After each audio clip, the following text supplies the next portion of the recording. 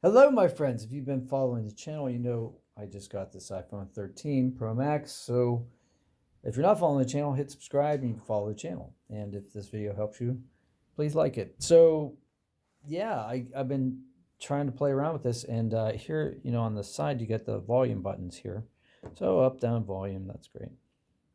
But I noticed that even when I hit silent mode, and here's the switch for that on the side, which is very handy.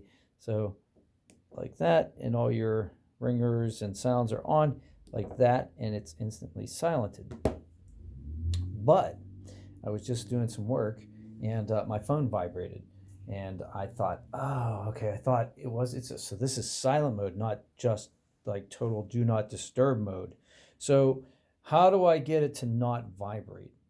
So that's the thing I want to do. So in order to do that, what I do here is go into settings, and then I go to, you would think it'd be notifications, right? But it's not. It's sound and haptics. I'm going to go to sound and haptics, and then right here at the top, let's see where it says vibrate on ring, vibrate on silent. So if I don't want the phone to vibrate, just click both of those off. And that's it. Super easy. So if this helped you, smash like, and like I said, subscribe, hit the bell.